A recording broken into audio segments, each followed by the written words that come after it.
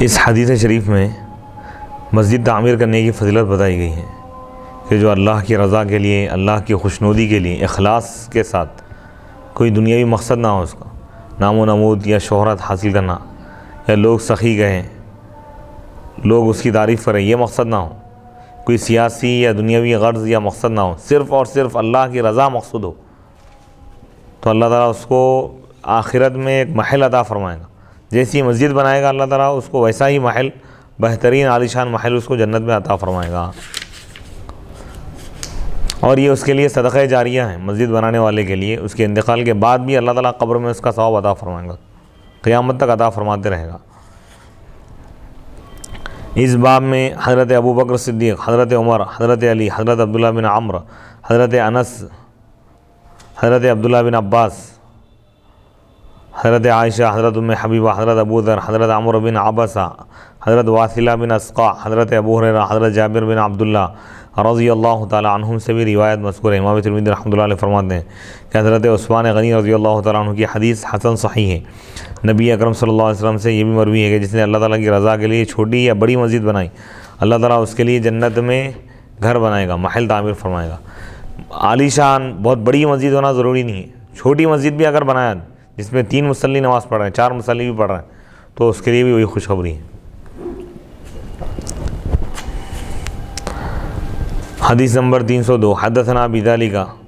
قتيبة بن سعيد حدثنا نوح بن قيس عن عبد الرحمن مولى قيس عن زياد النميري عن انس عن النبي صلى الله عليه وسلم بهذا، ومحمود بن لبيد قد أدرك النبي صلى الله عليه وسلم، ومحمود بن الربيع قد رأى النبي صلى الله عليه وسلم، وهما غلامان صغيران مدنيان۔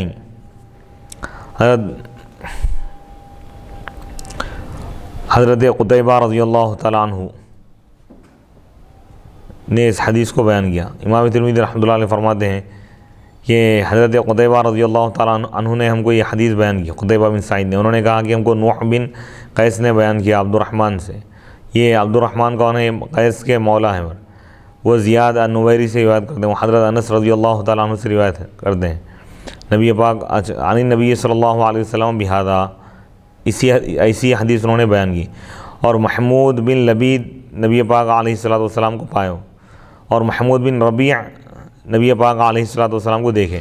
وہما غلامانی، جبکہ یہ دونوں اس وقت چھوٹے بچے تھے اور مدینہ طیبہ کے رہنے والے تھے۔ محمود بن لبید بھی اور محمود بن الربیع دونوں صحابی اور حدیث نمبر 302۔ باب ما جاء فی کراہیت ان یتخذ علی القبر مسجدا، ان یتخذ علی المسجد قبرا، علی القبر مسجدا، یعنی قبر پر مسجد بنانا منع ہے، یعنی کوئی قبر ہے اس کے اوپر نماز پڑھ رہے ہیں یا قبر کی طرف رخ کر کے نماز پڑھ رہے ہیں تو یہ حرام ناجائز ہے۔ باب نمبر 233، حدیث نمبر 303، حدثنا قتیبہ حدثنا عبد الوارث بن سعد عن محمد بن حجادہ عن ابی صالح عن ابن عباس قال لعن رسول اللہ صلی اللہ علیہ وسلم زائرات القبور والمتخذین علیہا المساجد والسروج قال وفی الباب عن ابی ہریرہ وعائشہ قال ابو عیسیٰ حدیث بن عباس حدیث حسن۔ حضرت عبداللہ بن عباس رضی اللہ تعالیٰ عنہ سے روایت ہے، رسول اکرم صلی اللہ علیہ وسلم نے قبروں کی زیارت کرنے والی عورتوں، قبروں پر مسجدیں بنانے اور چراغ جلانے والوں پر لعنت بھیجی ہے۔ اس باب میں حضرت ابو ہریرہ، حضرت عائشہ رضی اللہ تعالیٰ عنہ سے بھی روایت مذکور ہے۔ امام ترمذی رحمۃ اللہ علیہ فرماتے ہیں حضرت عبداللہ بن عباس رضی اللہ تعالیٰ عنہ کی حدیث حسن صحیح ہے۔ اب اس حدیث میں حضور علیہ الصلوۃ والسلام نے قبروں کی زیارت کرنے والی عورتوں پر آپ نے لعنت فرمائی، یہ ابتداء اسلام کی بات ہے، کیونکہ اس دور میں، کیونکہ جاہلیت کے دور میں خواتین اگر قبروں کے پاس اگر جاتی تو اتنا روتی نوحہ کیا کرتی تھی، یعنی ماتم کرتی، اس طرح ماتم کرتی کہ دیکھنے والا انتہائی وہ ہو جاتا، غمزدہ ہو جاتا، اور زبان سے شکوے اور شکایت کے الفاظ بھی ادا کرتی۔ تو اس لیے دین اسلام میں عورتوں کو ابتداء اسلام میں قبروں کی زیارت سے منع کیا گیا تھا، لیکن اگر عورت متحمل ہے، صبر والی اگر کوئی عورت ہے اور وہ قبروں کی زیارت کرنا چاہتی ہے تو بعض علماء کے نزدیک یہ جائز ہے، بشرطے کہ شریعت کا پورا پاس و لحاظ رکھے، گوشہ پردہ کرتے ہوئے قبرستان میں جائیں اور قبروں کی زیارت کریں اور خلاف شرع کوئی کام نہ کرے تو اس کے لیے جائز۔ ہاں اگر واہیات میں اگر مبتلا ہو رہی ہے، ہو سکتا ہے قبر کے پاس جا کے وہ اپنے رشتہ داروں کو یا اپنے شوہر کو یاد کر کے روئیں گی یا نوحہ کرے گی، یہ اندیشہ اگر ہے تو اس کے لیے مناسب نہیں۔ اور دوسری بات اس میں یہ بتائی گئی ہے کہ والمتخذین علیہا المساجد، جو لوگ مسجدوں پر یعنی جو لوگ قبروں پر مسجد بنا لیتے ہیں یعنی سجدے کرتے ہیں قبروں کے پاس، تو ان پر بھی آپ نے لعنت فرمائی ہے۔ والسروج، اور چراغیں جلاتے ہیں۔ تو اس سے مراد یہ ہے کہ بھئی جیسا ایک مسجد کے لیے اہتمام کیا جا رہا ہے قبروں کے لیے، اسی طرح اگر اہتمام کر رہے ہیں،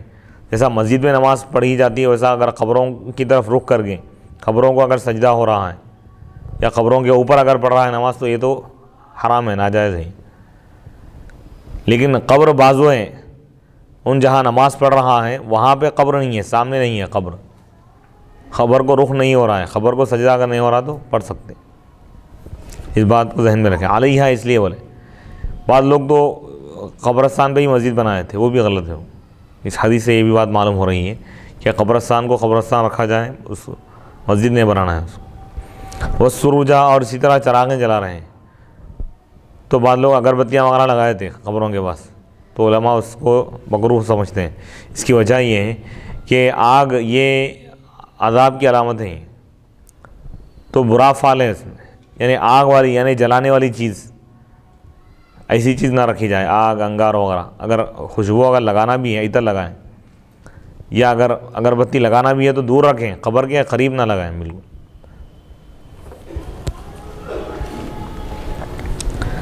ہاں البتہ اب جیسا آپ بعض قبرستانوں میں لائٹنگ وغیرہ کا اہتمام کرتے ہیں، کیا یہ بھی ناجائز ہے؟ یعنی زائرین کی سہولت کے لیے اگر لائٹ لگائی جا رہی ہے تو یہ ناجائز نہیں ہے۔ زائرین مانے جو قبروں کی زیارت کے لیے آ رہے ہیں تاکہ قبر پر پیر نہ رکھیں، کیونکہ غفلت میں اگر اندھیرا رہے گا، کوئی بھی شخص نادانستہ طور پہ اگر قدم رکھے گا، کیونکہ قبروں کو کھنلنا یہ بھی منع ہے، روند نہ ہو، اسی لیے اس احتیاط کے خاطر اگر لائٹ لگائی جا رہی ہے تو جائز ہے۔ اگر جنگل میں قبرستان ہے، وہاں پر لائٹ کا انتظام نہیں ہے، تو ایسی صورت میں وہاں پر پھر چراغ لگانا، خندق لگانا خبر کے پاس، یہ ہو سکتا ہے، اس کا امکان یہ ہے کہ بھئی اس دور میں کیونکہ آگ کی پوجا بھی کی جاتی تھی، کوئی دنیا والا کوئی ایک نادان آدمی یا جو ابھی بھی اسلام قبول کیے تھے، جاہلیت بت پرستی سے نکل کے بھی اسلام کی طرف آئے تھے، اگر وہ چراغ لگایا جائے گا تو ان کے ذہن میں خدا نخواستہ وہ تصور آ جائیں۔ اب بعد والا یعنی ناواقف شخص، نااہل یا جاہل، کم علم والا، اس کو کہیں یہ نہ سمجھے کہ بھئی یہاں پہ بھی پوجا ہو رہی ہے، آگ کی پوجا ہو رہی ہے، تو اس جیسی چیزوں سے منع کیا گیا ہے احتیاطاً۔ ایمان اور عقیدہ جب مستحکم ہو جائے، عقیدہ راسخ ہو جائیں، تو چراغ وغیرہ بھی یعنی اس نیت سے لگا رہے ہیں کہ زائرین کے لیے سہولت ہو تو یہ جائز، نہیں سہولت کی لائٹنگ وغیرہ ہے اس کے باوجود بھی چراغ لگا رہے ہیں تو یہ منع ہے۔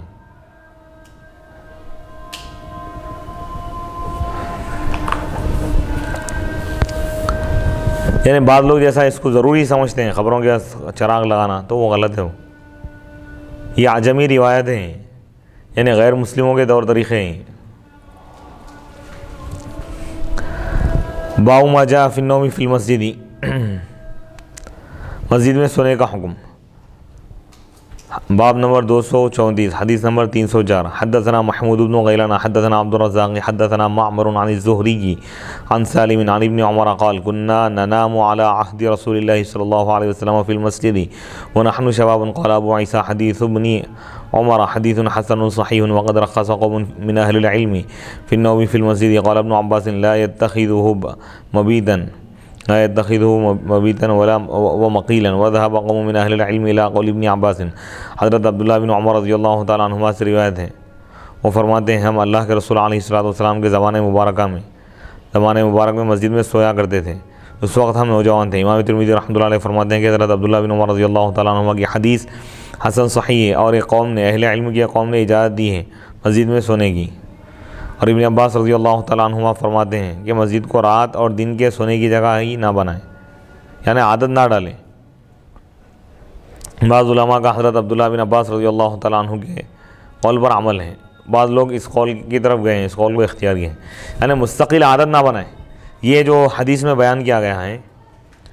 کہ وہ صحابہ کرام جو علم حاصل کرنے کے لیے، جو جہاد کے لیے، دینی خدمت کے لیے اپنے آپ کو وقف کر دیے تھے، گھر دار سے ان کا کوئی تعلق نہیں تھا، وقف ہو گئے تھے، تو ایسے صحابہ کے لیے تھا وہ معاملہ۔ اب جیسے مثال کے طور پر اب مقامی لوگ ہیں، اس کا گھر محلے میں ہی ہے، قریب ہی ہے، اور اس کو رہنے سہنے کی تمام سہولتیں موجود ہیں، اس کے باوجود وہ مسجد کو اگر ٹھکانہ بنا رہا ہے تو وہ غلط ہے۔ مسجد کا فین استعمال کر رہے ہیں، مسجد کی لائٹ استعمال کر رہے ہیں اپنی ذاتی مقصد کے لیے، مستقل عادت۔ بعض لوگ نمازیں ہونے کے بعد آتے ہیں، عموماً یہ رمضان میں زیادہ ہوتا ہے، ظہر پڑھ لیے عصر تک لیٹ گئے، عصر پڑھ لیے مغرب تک لیٹ گئے، اس کو معمول بنانا اور عادت بنا رہے ہیں تو یہ غلط ہے۔ یہ ان لوگوں کے لیے جو معتکف ہو یا مسافر ہو یا علم دین حاصل کرنے کے لیے وہ مسجد میں اگر بیٹھ رہے ہیں، ان کے لیے، جیسا اس دور میں صحابہ کرام کی بہت بڑی جماعت اصحاب صفہ جنہیں کہا جاتا ہے، چبوترے پہ بیٹھ جاتے تھے، علم حاصل کرتے، نماز کا ٹائم ہوا نماز پڑھ لی حضور کے پیچھے، حضور جب تک مسجد میں تشریف فرما رہے ہیں حضور سے احادیث سیکھتے، احادیث معلوم کرتے، مسائل معلوم کرتے اور دوسروں کو سکھاتے۔ ان کا کوئی گھردار نہیں تھا، کوئی کمائی کا ذریعہ نہیں، لوگ کچھ دے دیے تو وہی کھا لے کے رہتے تھے، بسا اوقات تو کئی دنوں تک بھوکے بھی رہتے تھے لوگ، کسی سے مانگتے بھی نہیں تھے، اگر کوئی خوشی سے دے رہا ہے تو کچھ لے لیتے تھے۔ عبادت کی یعنی جو دین کے لیے وقف ہو رہا ہے، جیسا کہ عبادت کے لیے یا دین کے لیے یا مسافر اگر ہیں تو اس کے لیے اجازت ہے۔ جیسے اگر مدرسے میں اگر ہاسٹل چلایا جا رہا ہے اور طلبہ وہیں رہ رہے ہیں، وہیں کھا رہے ہیں، وہیں سو رہے ہیں تو ان کے لیے جائز ہے۔ لیکن جس شخص کا گھر مسجد کے بالکل قریبی ہے، محلے کا ہے، مقامی آدمی ہے، گھر رکھتے ہوئے مسجد میں سو رہا ہے تو یہ غلط ہے۔ گھر رکھتے ہوئے مسجد میں سو تو رہا ہے لیکن عبادت کی نیت سے، اعتکاف کی نیت سے، اگر کوئی ضروری کام اگر ہے اس کا، مثال کے طور پر ذکر کر رہا تھا یا کوئی دینی کام کر رہا تھا، طبیعت تھک گئی،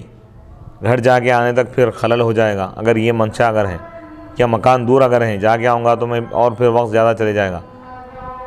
یا نماز کا وقت قریب ہے، جا کے آؤں گا میں، اگر گھر جاؤں گا تو دیر ہو جائیں گے، لہٰذا تھوڑی دیر اگر آرام کر رہا ہے تو جائز ہے، لیکن مستقل اس کو عادت نہ بنائیں۔ گھر رکھتے ہوئے، مکان رکھتے ہوئے مسجد کو اگر استعمال کر رہے ہیں تو یہ غلط ہے۔ مکان رکھتے ہوئے بھی دینی ضرورت کے لیے استعمال کر سکتے ہیں، رہ سکتے ہیں، یا اگر مسافر یا مجبوری ہے، جیسا کہ مسافر ہے، اس کا کوئی ٹھکانہ نہیں ہے، تو ایسا شخص بھی رک سکتا ہے مسجد۔ اسی لیے علماء فرماتے ہیں کہ مسجد میں داخل ہوتے ہی فوراً اعتکاف کی نیت کر لیں، نویت سنت الاعتکاف، میں اعتکاف کی نیت کرتا ہوں، نیت کر لی ہے آپ تو جتنی دیر مسجد میں رہیں گے آپ کو اعتکاف کا ثواب ملے گا، یہ نفل اعتکاف ہے۔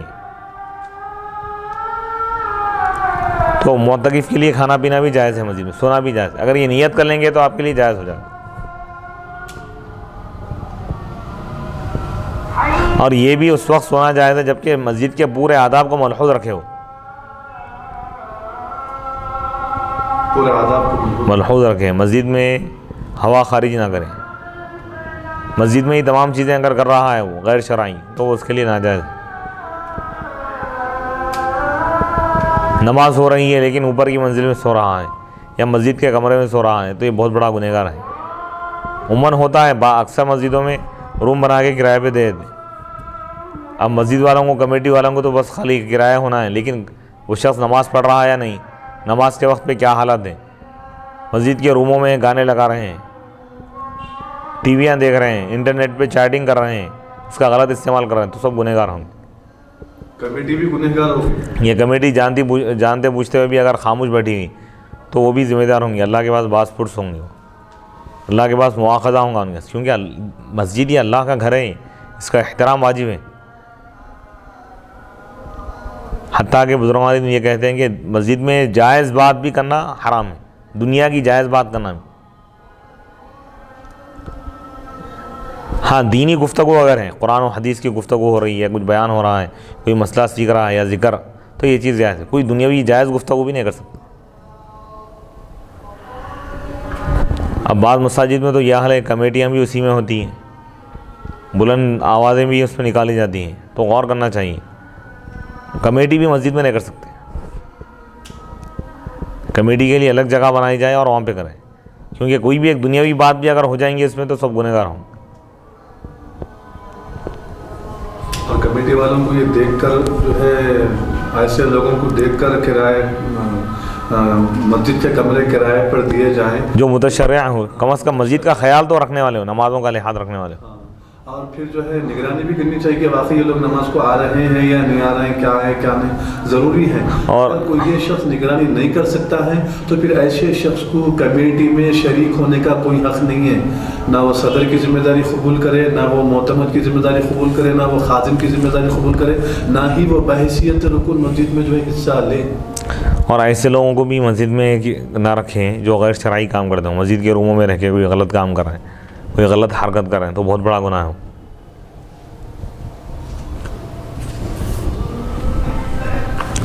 बहरहाल ख़ुलासा ये है कि भाई मजबूरी की सूरत में मस्जिद में रह सकते हैं, क़ियाम कर सकते हैं।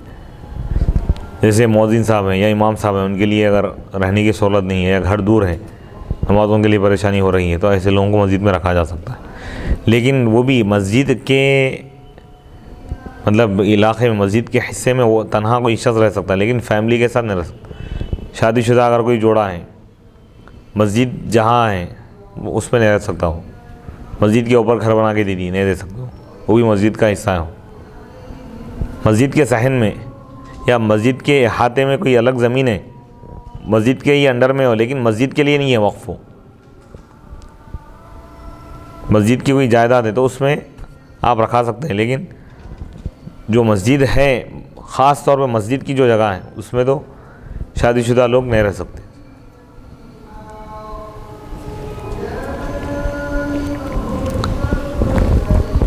हदीस मुकम्मल हो गई। जी बिस्मिल्लाह।